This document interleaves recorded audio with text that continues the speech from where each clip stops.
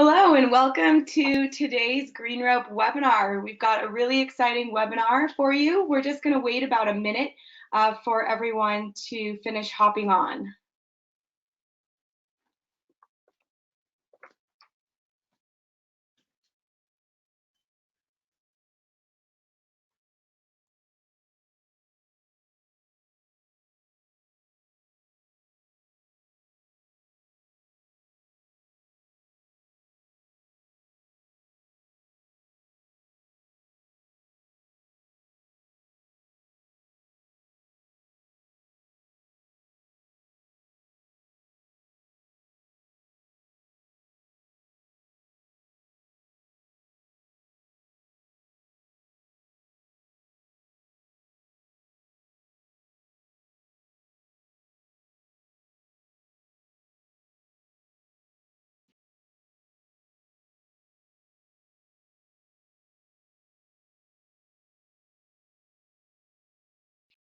All right, I think it's time to get started. Hello and welcome. My name is Alessandra Gyben and I'm the marketing manager here at GreenRope, a complete CRM and marketing automation platform. I manage the day-to-day efforts of the marketing team here at GreenRope, specializing in content marketing, social media, lead nurturing, and overall marketing automation process. I've been with the company for over 7 years and I currently live in the Reno Tahoe area. Today, I'm really excited to introduce Charlie Colquhoun, Customer Journey Mapping Expert and CEO of Simply CX. He's going to give an in-depth presentation on how to develop and deploy effective customer journeys to help improve and personalize your brand's customer experience. We will also be talking a little about Journey Flow at the end in GreenRope, and Journey Flow is a free drag and drop app that you can use to help map out your journeys. And for all who are attending, we have a special customer journey mapping handout. You can grab that during our session, but we'll also be sending you that after the webinar along with a recording and the presentation slides. So now, without further ado, I'm going to hand over the reins to Charlie. Welcome, Charlie, and thanks a lot for being here. Hi, everybody, and thanks for having me. I just want to give a little bit about my background. I started in user experience design and usability research, very much focused on the digital user experience, and that included redesigning shopping cart experiences. But then after a while, I moved to working on global self-help support sites. And after a while, realizing that we'd fixed a lot of the flow for people getting help, we then realized to fix what we really needed fixed in other areas of the company, we would have to go talk to those other groups. So that started to be a more horizontal look at the whole customer lifecycle, the whole customer journey. And so my interest grew in going horizontal across the company, across every touch point that the customers come across when they engage with you. So, and in 2016, I started Simply CX, consulting for different companies and providing leadership on CX best practices and journey mapping workshops and journey mapping training. So, the mission of Simply CX is basically to use journey mapping to drive transformation across your organization so that your customers and employees fall in love with you, no matter what size. I'm going to jump into talking about why CX is so important and so essential to growing your business. As many of you know, we have been dealing with a digital revolution, which has been accelerating the way that innovation is delivered and how we deliver value. So smart devices have raised our customer expectations to a new level.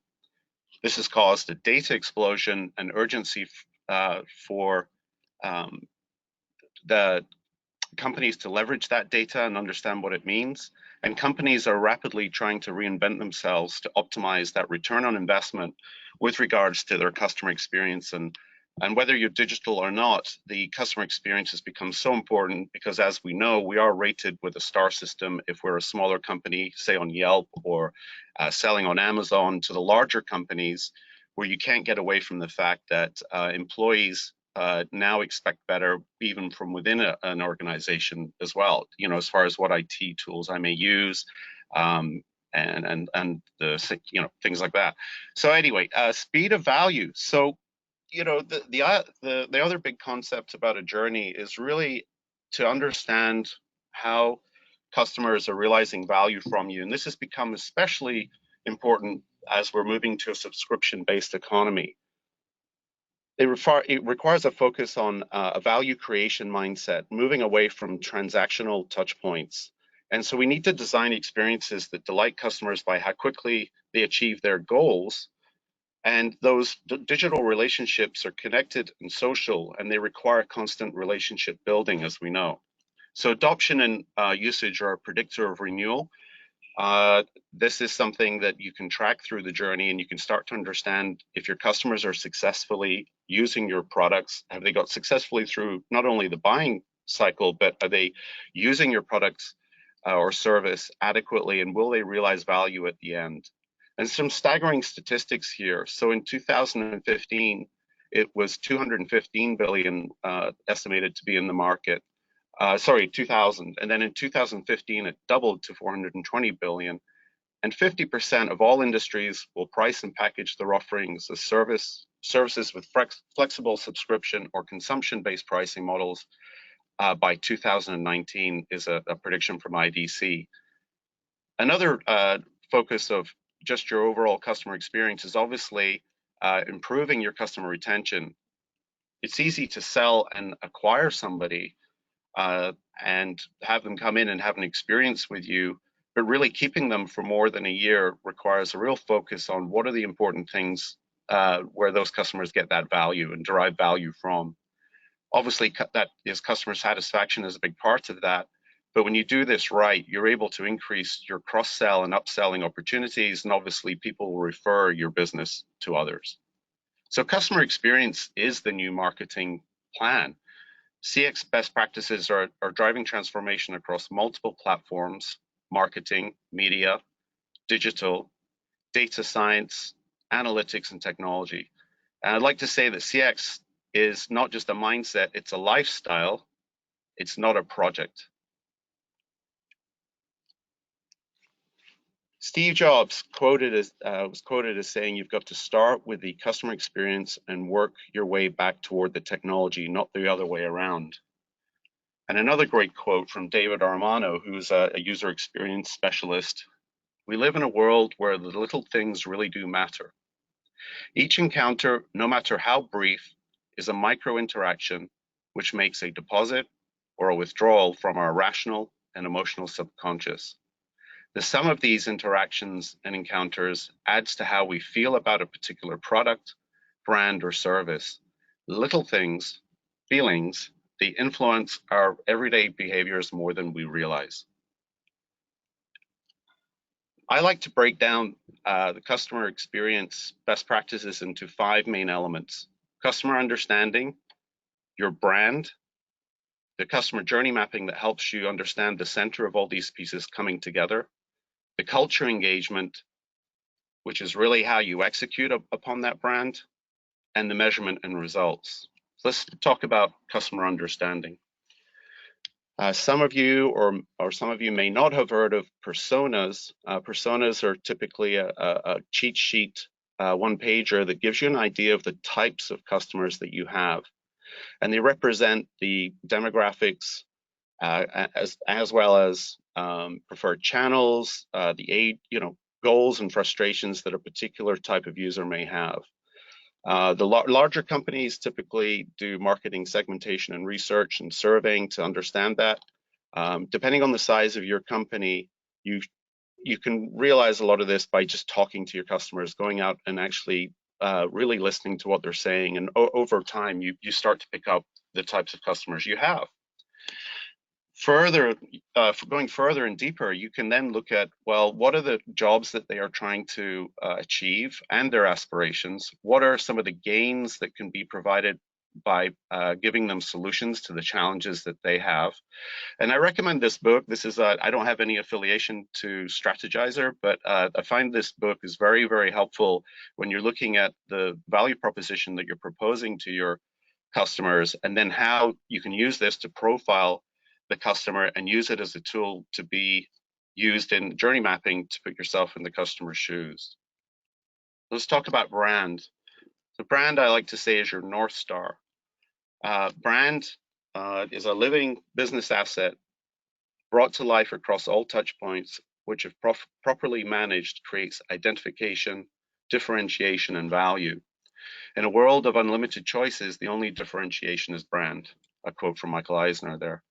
And so this North Star is really important because it's really about why we exist and why we want to do the work we do, sell the service that we have, and exist in the marketplace.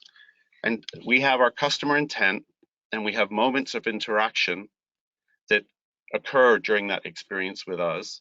And the brand promise is what we want people to say about us when we're not in the room. So the goal is to create experiences that imprint memories representing our brand. But the risk is our actions betray our intentions. One team may be doing really well on the selling cycle, setting up expectations for our customers, and then customers come in to be onboarded, and the onboarding might be a bit bumpy. So between the teams and responsibilities, or in larger companies such as silos, we've got to make sure that everyone sees the big picture together across the whole experience.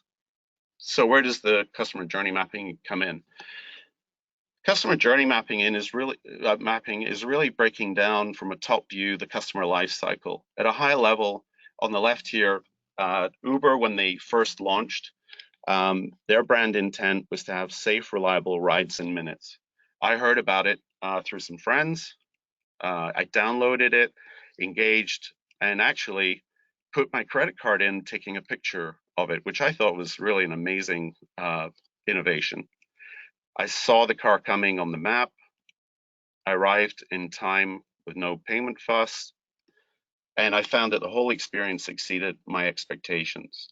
So through this high-level journey, I had a value-driven outcome. This is really simple. You delight me. I'm using and benefiting from this experience already, and I'll tell my friends. It's so good, and so good at the time, that if I see a taxi in front of me, I'll walk down the street and use my app. And by the way, I actually use Lyft now because I wasn't very happy with some of the stuff that went on with Uber, but I think the point still resonates. We're simplifying the experience and creating moments of delight as many touch points as possible, and reducing those pain points. So let's say here's another customer journey example. I want to get away, and I want to go to a nice hotel somewhere and relax and watch a golf game for the weekend with my wife. So I now make some decisions on the brands that I'm going to use to accomplish a goal from getting from point A to point B. I book, I fly, I check in, and I relax. What happens when I get to the hotel and the room is dirty and the TV is not working? Well, I'm not very happy, and the brand has failed me for that business. And then, so what we do when we journey map in much deeper detail is we do look at what's happening, what we call front of stage, and then we look backstage to see where that may have broken down. And so a journey must be supported by a network of coordinated activities in order to create an overall satisfying experience. So what happened with maintenance? Well, perhaps their system didn't flag a ticket that should have been logged for the issue of the TV. Housekeeping didn't show up because they were overstaffed. So perhaps management weren't staffing enough people that day because they didn't know that somebody was coming in, and they didn't have any other policies or procedures to resolve that issue ahead of time. This backstage view of your journey is very important. It's about how all of you and your different teams see that experience together, and how you're aligned and efficient to make sure that that experience is as best as possible. This is a bit of an eye chart, but you'll get this in the slides. And I did blow up the first half and the second half just to talk through this, to still talk about this outside-in experience in this context. So as a new customer, I may become aware of a product that I like, and I may be influenced by somebody saying, oh yes, I like this brand for this particular product. Hopefully I'm inspired, and then I realize I need this product. I'll assess the urgency, and I proceed.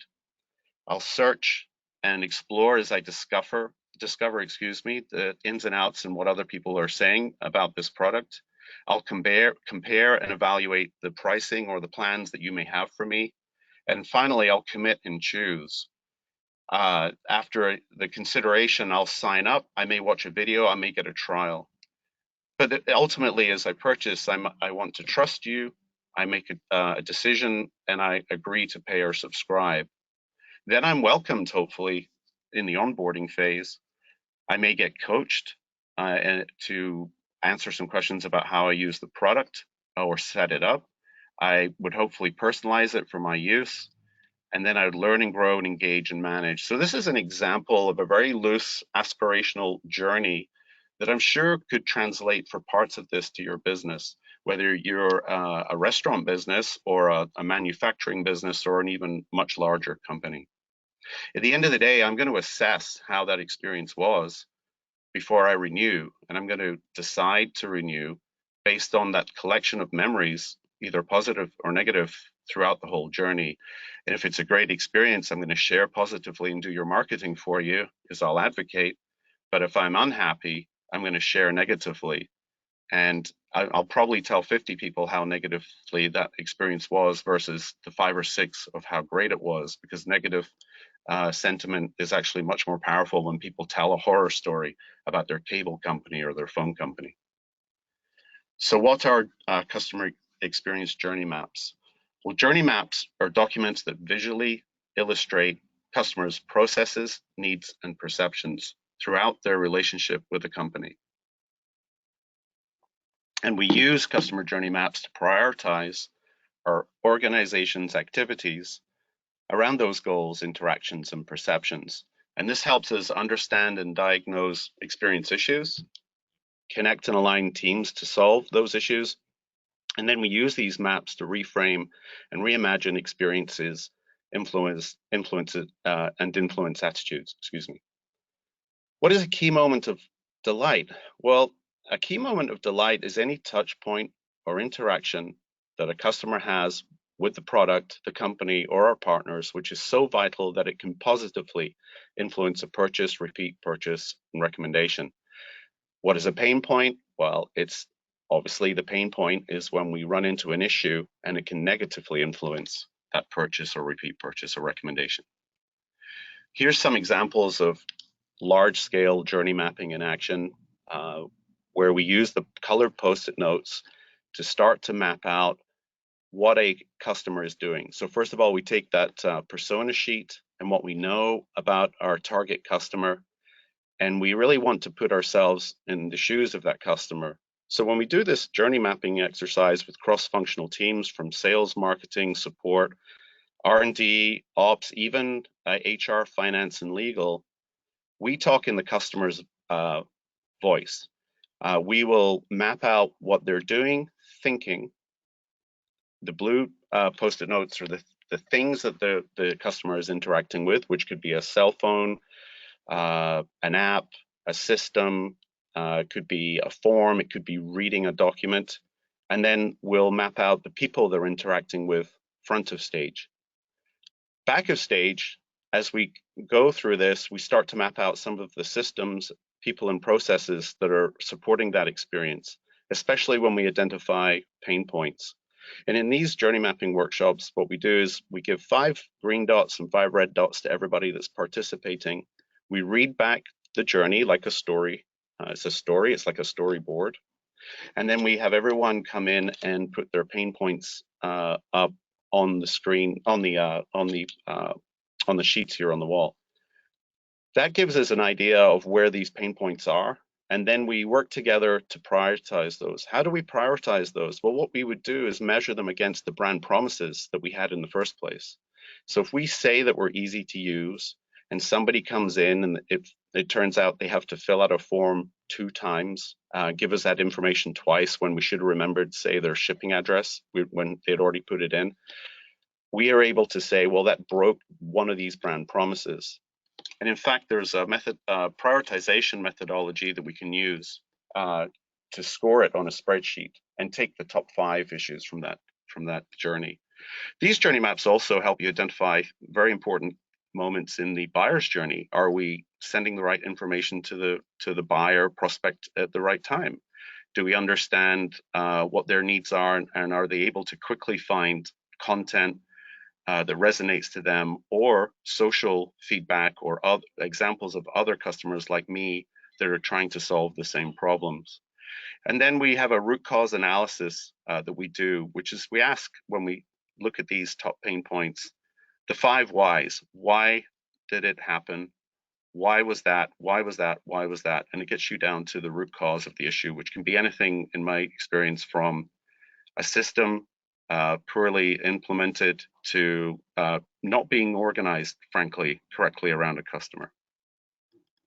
That's internal journey mapping, but what's very important is to validate this with your customers. Again, these are quite more in the heavy detail phase of journey mapping if you go this far and you want to proceed to go to this level. But there are high-level methodologies of doing the journey mapping, which we'll show you by the end of this webinar. In this example, we just break out the steps of that journey much in a blind taste way. And we ask customers what was important to them at that point of the journey. So in other words, how did you become aware of my business or our business? How did you explore competitors? How did you then choose to purchase the product? And then what was purchasing the product like or service? And they'll tell you, the customers will tell you themselves what they remember, which is the most important thing. And then we marry that back to what we figured out internally as being some of the pain points that we think are important. But most importantly, we validate them with customers, because customers, you may fix something and spend quite a bit of money fixing it, but at the end of the day, the customers might not actually find that as being the priority of what they wanted fixed and what they wanted out of the experience. Laying that baseline and that current state of their journey then allows you to think about solving those pain points and then turning them into moments of truth. So this is an example of a future state journey that was created with AERP. And it's a mobile first journey where we took pain points that that the members had and prospective members on signing up, but we turned it around to be much more personalized, and we built those moments of delight into the experience to make sure it'd be successful. Culture engagement is really about when you find these issues and you also want to build a future state of that journey. It's about engaging your employees to be able to take action to fix those things. It's about hiring the right people that are aligned to your brand so that when they answer the phone, they're empowered, your employees are empowered to help those customers. It's about celebrating CX and building this into the DNA of your culture so that when you grow, you don't run into these big issues between the silos, you don't have a fragmented experience, and you really are always pushing for those moments of delight. Measurement and results. Having that view of where your listening posts are, understanding the metrics in the context of a journey that you want to collect that help you build a customer success flow is key. And in larger companies, larger corporations, that typically becomes a global council. I've created global CX councils at large companies like Sage, where we actually had French, German participants. Where we were journey mapping across those multiple regions. We actually typically would find the same top 5 type of issues. So we'd work to solve those together holistically. But if you're a company of 10 employees or 3 or 4, just even having that view and building in the success metrics and the information that you're collecting through your surveying or your feedback or what you're seeing as rating stars out there really should be built into dashboards at your senior management level, where you're making decisions on what you're going to invest in next and what you're going to fix in the experience to make that experience even better. So now we're coming to a high-level journey mapping exercise poster that you can take away and you can put yourself in your customer's shoes and use. So in this example, it's a 2-sided poster that Alessandra is going to make available to you. I think it's available right now in the webinar. Alessandra will be following up with you. We start with number 1 in the middle. What is your brand promise? So I've done this with anyone from an accountant to a large partner company. So I'll give you an accountant example that I did. One accountant, she's independent, and I said, what's your brand promise? And she said, well, I like to be the most tech-savvy accountant available for my small business clients. And I said, okay, that sounds good. How do they become aware of your services? Well, it's usually through word of mouth that I have a website. Okay, great. When they explore your options, how is that experience, and how they evaluate you, and then when they commit to purchase your services, what does that look like? And as we look through this, what we're trying to do now is then put a smiley face or a sad face or a neutral face onto these little icons you see on the page. Let's just say that getting help was an issue. So help and advice, because she didn't have anyone to support her when she got busy, was a delay. As she told me, she goes, well, I think it's sometimes I'm not able to answer the phone or get back to people in 24 to 48 hours. That seems to be a top pain point I want to solve. You flip over the poster, and then we can drill down into what is the observation of that top pain point we think that our customers are having? What is the impact to the business? And what is the action I need to take to fix it? So this is a very simple way to put yourself in your customer's shoes and then start to map out what this journey looks like for your business. You can also use this as a talking sheet when you actually talk to customers. You can ask them, how did you become aware? How did you explore? How did you evaluate? How did you purchase? And you could also split it out into the buyer's journey for prospects. And then you could ask people that have been with you for a year, what do they remember about the whole experience over the year, which is very important. And the great thing about Journey Flow, which is a great tool in GreenRope, is to be able to map this journey out and to look at where the inputs and outputs are for your buyer's journey. And also, as those customers grow and to be with you for a long time, to understand what the experiences are like over time. And actually, in a way, this helps you see where you're nurturing the customers to value, and then also where you can think about, are they being successful or not, and are they going to recommend us at the end of the day? Alessandra, that was a lot of information. I know we have a lot of time queued up for Q&A.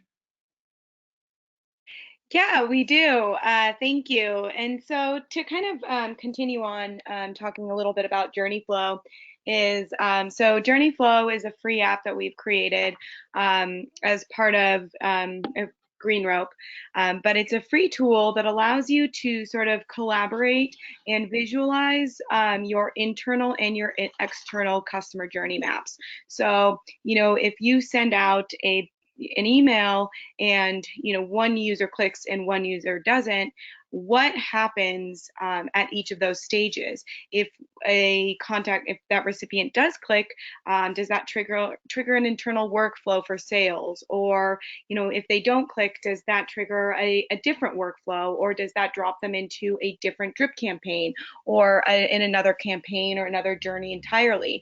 And so these can, of course, be as complex or as simple as you like, but it gives your team an opportunity to really be able to map out that, visually map out that process. Because just as Charlie is explaining, the customer experience is both an internal and external initiative. It's both pieces of the puzzle to make it successful.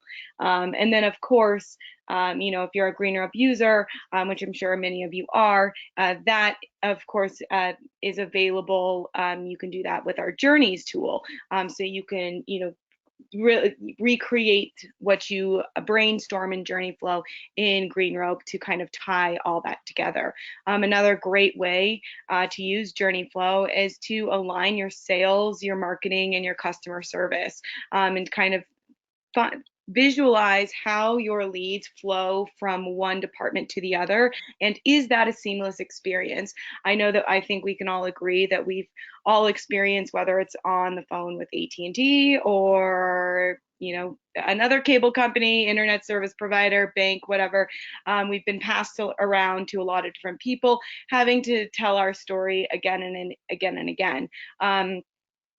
Making sure customer journey mapping can alleviate a lot of that, a lot of those transitions.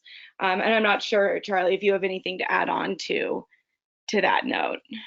I think the great thing about seeing the journey outside in this way is it allows you to talk to your colleagues and different teams that you may have working on different parts of that experience, and seeing that journey together helps you be aligned, helps you get organized, and there's commonly, when I do these workshops.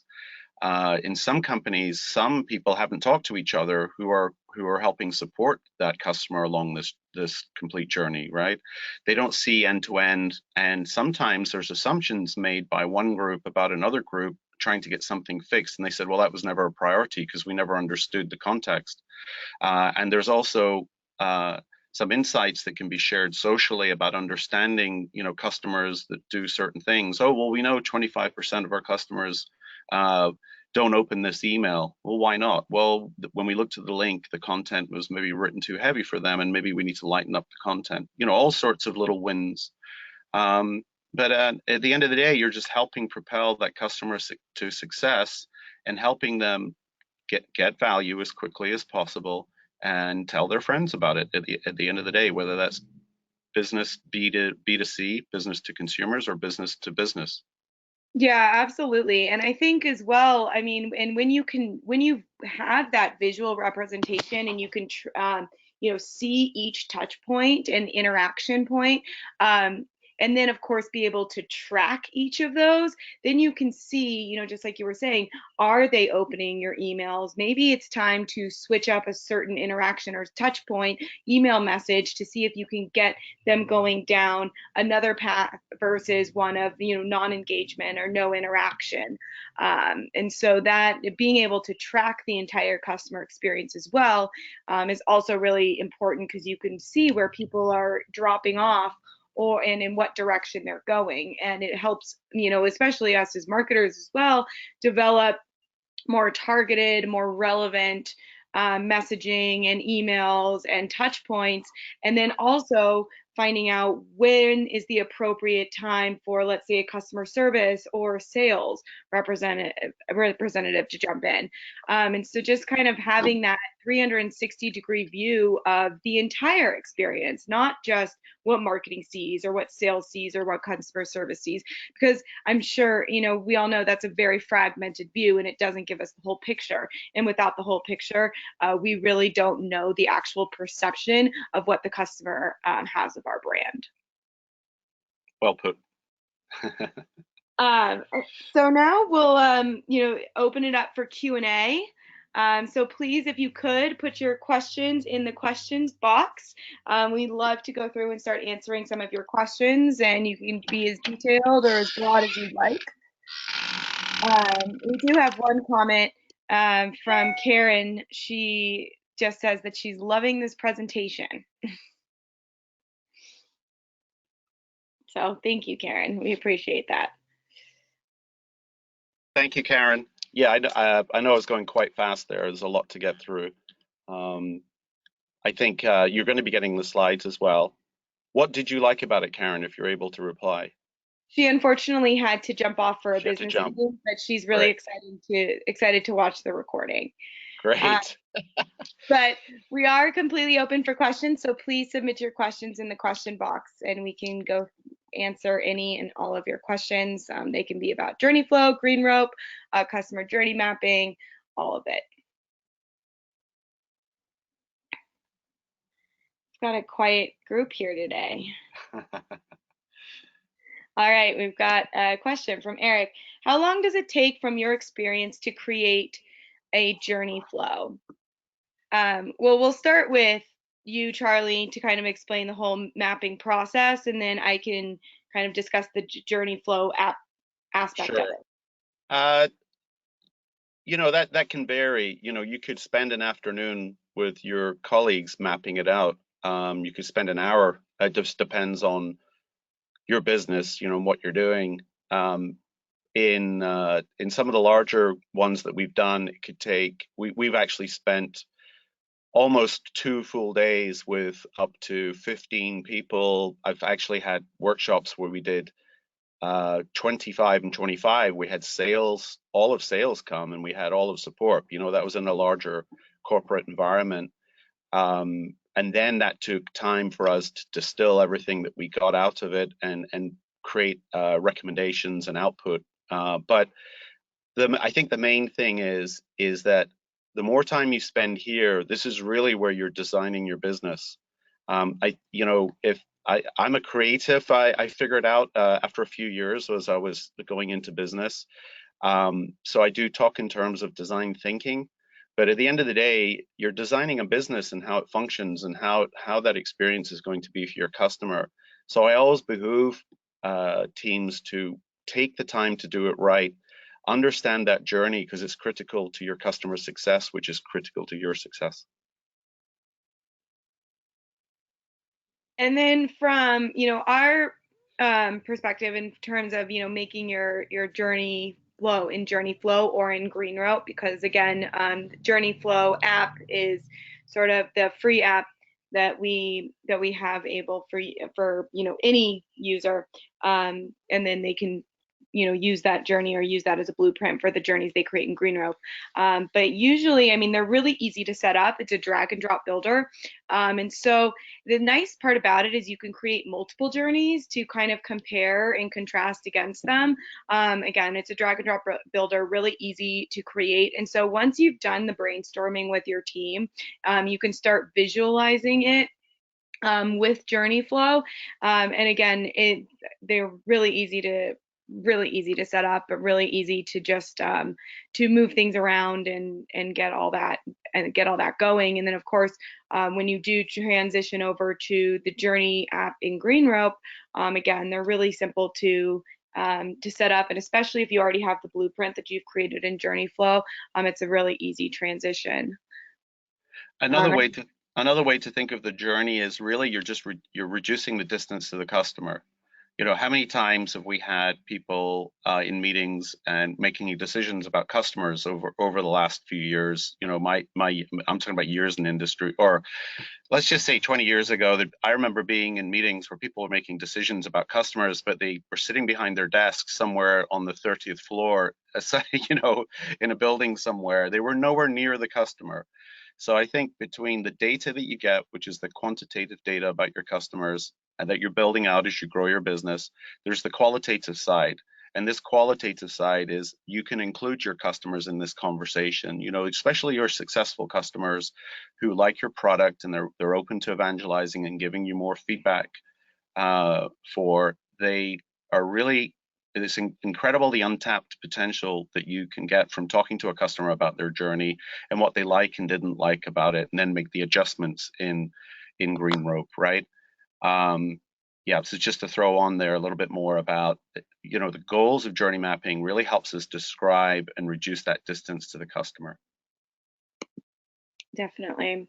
Dan asks, is there existing journey maps flows that we can use? And I'm assuming you're speaking directly from Journey Flow or GreenRope perspective. Correct me if I'm wrong in the question box. But we do have templates in Journey Flow that you can use. But currently, I am actually working on a comprehensive workbook and guide with some templates specifically for GreenRope and Journey Flow, and that should be available at the beginning of the year. But I'm sure, Charlie, you that's what you do, so I'd love for you to hop in and kind of talk more about your process. And yeah, the high level poster that we have is really, it's really just to get used to thinking outside in, as then you use this tool to dig in deeper.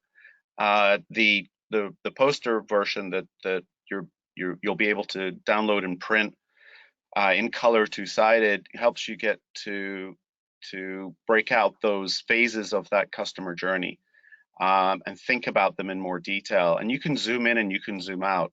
The Post-it note methodology that we use, I'm happy to do on another webinar down the road. If you guys are interested, please give feedback.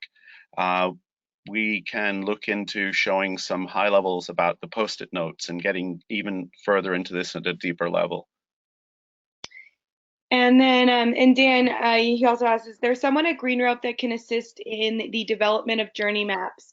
Definitely, Dan, if you'd like to email me directly, we can we can probably work something out. I will also provide my email as well in the follow-up. So we can definitely meet to discuss how we can help you create some journeys. And then our next question is, can you give a real world example of a good and simple use of GreenRope journey flow to get your feet wet and get started? Yes.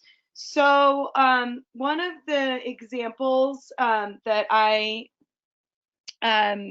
use is like a basic lead nurturing journey, right? So, let's say someone hits the GreenRope website or your website, and they sign up on a sign up form for more information about a particular product or service. Let's just say they want to learn more about GreenRope's marketing features. Well, the moment that they sign up on that signing form, that triggers their journey, and it's a specific journey that we a lead nurturing journey that I've created. And again, I'm going to keep this really simple. So as soon as they sign up on the sign up form, that starts their journey. Of course, they were signing up to get more information about GreenRope. So their first email is going to be sent to them, and it's going to give an overview of what to expect of GreenRope's marketing tools, etc. In that, we'll have a CTA, a call to action button, to get a live demo or to schedule a live demo of the platform. If they click on that particular button, that would trigger an internal sales follow-up workflow for our team to follow up with that particular lead to get them set up with a demo of the platform. If they do not click on that, then instead they'd go down a different path where they'd continue to receive more marketing emails about the marketing tools in GreenRope. But the same rule would apply, that if they would click on a particular link within that email, in this case, the CTA, the call to action, is the get a live demo button, that would trigger an internal sales follow-up workflow. And then let's say that they never once clicked, they opened the emails, but they never once clicked to get a demo. In that case, we would then stop the journey or first drop them into, let's say, a marketing qualified leads group, where we would continue to nurture them at a less aggressive pace, maybe with monthly newsletters, specials and promotions about GreenRope. Whereas if they did click on that call to action, they would continue to get the emails about GreenRope's marketing tools, but they would also get their live demo, and then that would start them on an additional sort of the next part of the journey, which would be the trial to the onboarding to becoming a paid customer and so on. Does that make sense? And you can let me know if that was a good example for you. And then Josh asked, I would love to see an expansion webinar on the Post-it note method. Absolutely. We are actually going to have this. This is the first in a series that we're going to do with Charlie. And I believe we haven't completely planned it out, but I think that that's definitely something that is in high demand right now. So I think, Absolutely. Charlie, we should get started on our next one. Yes, absolutely. No, I'm excited to share that with you, and happy to. Absolutely. Great. And then we still have some time for some more questions. So if you'd like to continue to ask any questions, we are here to answer. Don't be shy. Don't be shy. Come on. Any question will do. Yeah, exactly. I mean, there's so much, right? I mean, there's so much with customer journey mapping, and there's so many different tools, and there's so many different methods, and everyone wants to provide the best experience, but it's crazy because it really requires a whole 360-degree bird's eye view of the entire process. All right, got another question. For a startup at the idea stage, is there a shorthand version? Well, I think if you're talking about journey mapping, or organizing what you think the journey map is before you go into journey flow, I think this poster is a great piece to leverage as a shorthand methodology, because you know, at a very beginning startup level, you want to start to map out everything about how that customer is going to engage with you and your team, even though you may be a small team, and also you're going to make decisions on what systems to use, et cetera, et cetera. GreenRope being one of them, we would hope, right? But the shorthand really is just breaking down the life cycle much in the same way as on the poster. You can actually reorganize that poster as you wish, and you could actually put Postit notes up on a wall and say, well, how are people becoming aware of us?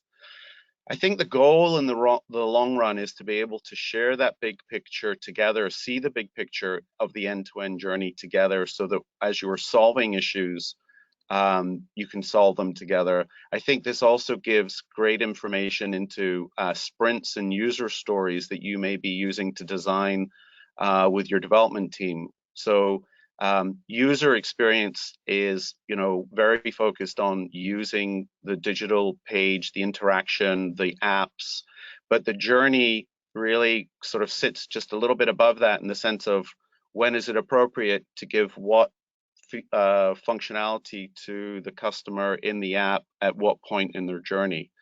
So the user stories really are like the Lego's building blocks that come out of journey mapping. If you're focused in a startup that's developing software or services or digital experiences, or I have another friend who's got a very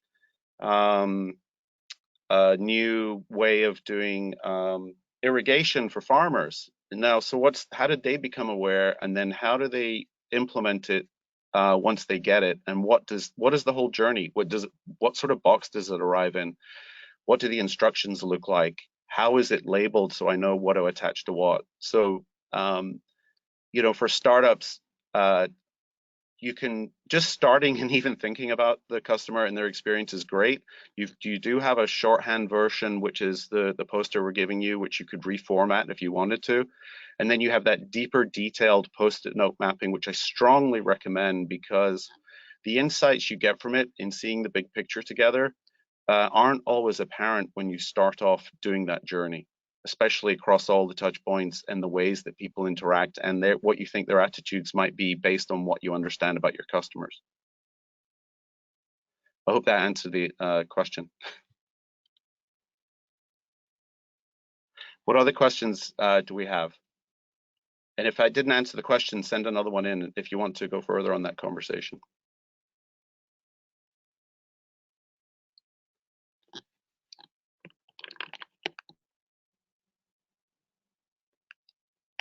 Alessandra, are you still there, or are you on mute?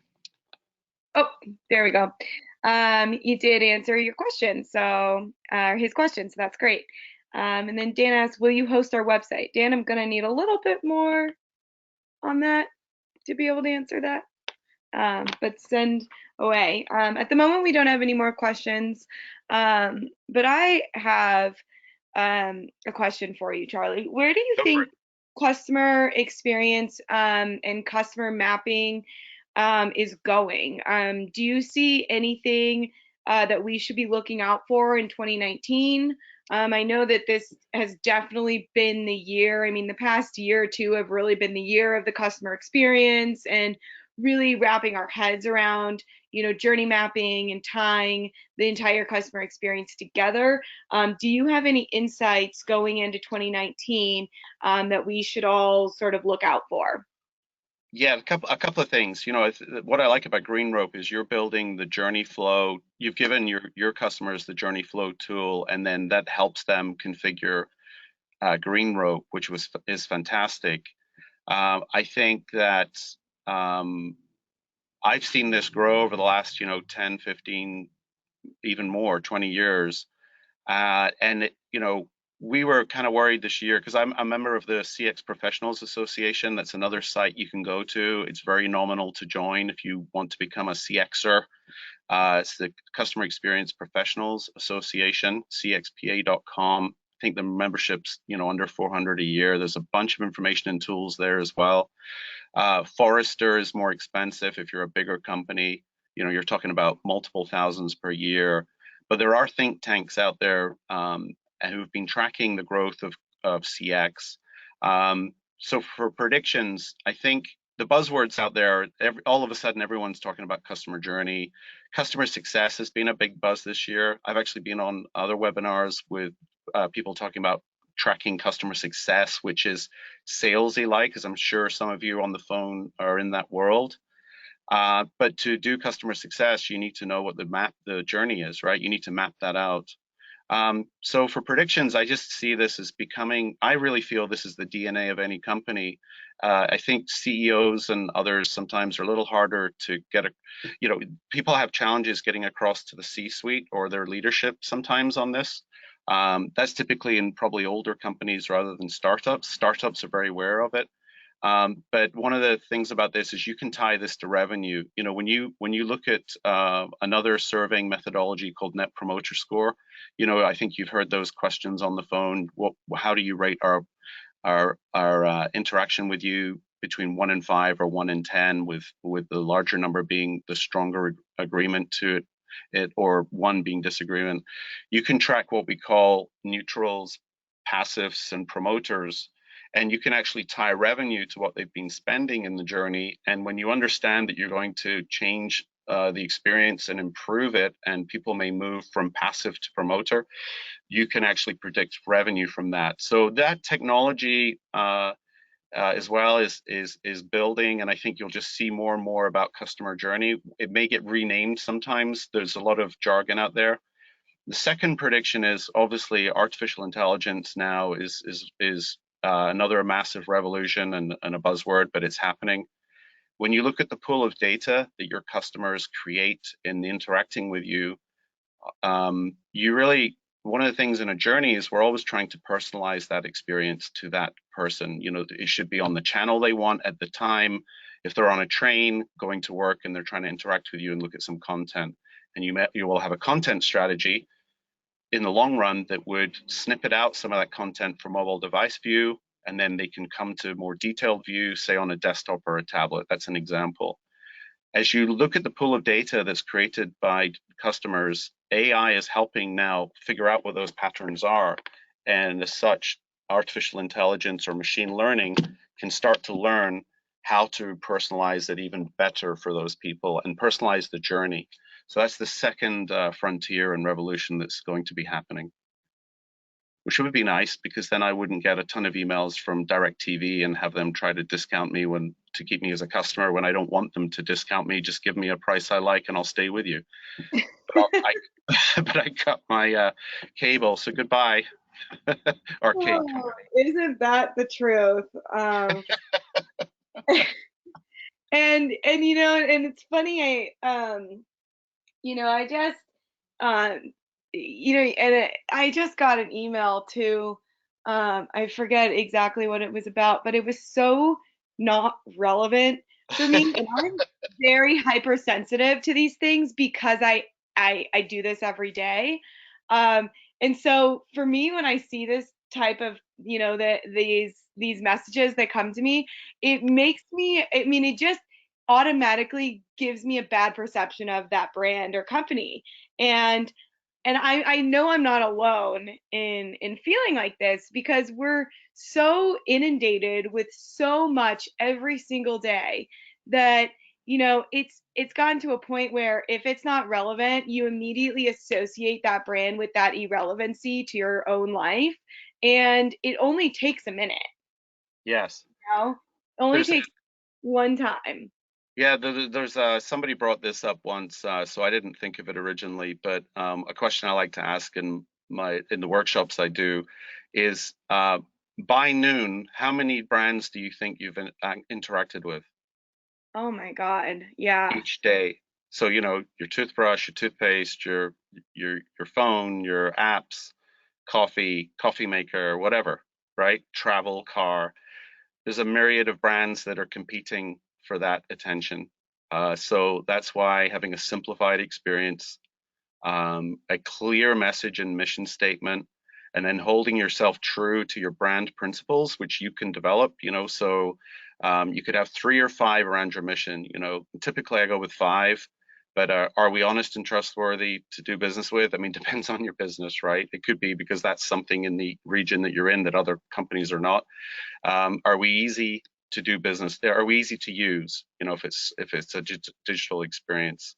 And are we innovating for our customers? Do we promise that to them so that when you do find that pain point where you're not innovating and you're having a fight with your IT department or your development department, and they've said, well, we don't want to do that fix yet for another few months.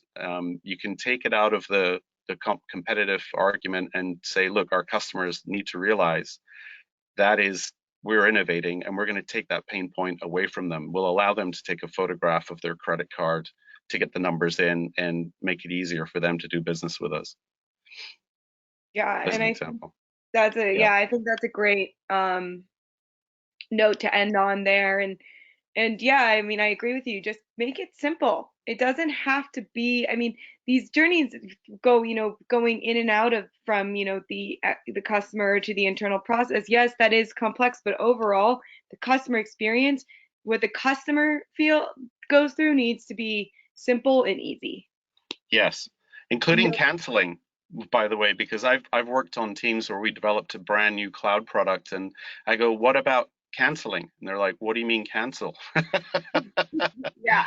Canceling, if you make it hard for someone to cancel, they will never come back to you. DirecTV. Sorry, I shouldn't be mentioning a company online, maybe, but that was my experience, my personal experience, that it took me an hour to cancel my service. Well, why did it take me an hour? Because they kept trying to save me, which they just let me cancel, then I might come back later. Yeah, no, I mean it's a good example, and I think that's a very common frustration. So I don't think you're alone in in in that at all. Um, so we're just about out of time here. So I'd really first like to thank you, Charlie, for this amazing presentation. It was a great presentation, and I know I certainly got a lot out of it. Second, I'd really like to thank everyone who joined us today. That was, I mean, yeah, we really want to. We're constantly learning, but as the experts that we are, we like to instill our own knowledge and our own real world applications to you as users as well. And Charlie, if our listeners would like to learn more about you, how can they go about connecting with you? Yes, thanks for having me. If you go to www.simplycx.com, which is in the presentation at the bottom as well. Come online, have a look. There's some information there, and feel free to contact me there as well. So that's www.simplycx.com. Awesome. And then, of course, if any of you have questions about GreenRope, please reach out. You can always reach, if it's a support question, you can always reach our support@greenrope.com. If you are not a current user or if you'd like more information about GreenRope, please contact our sales team, sales@greenrope.com. And then, of course, if you have specific questions about journey flow, journeys in GreenRope, if you'd like help setting up your journeys, you can also email myself directly if you have any questions about that. I always love working with our users. Again, thank you so much for attending. And as a reminder, you will be receiving the recording and the slides, as well as a PDF of the handout if you were not able to grab it in this session.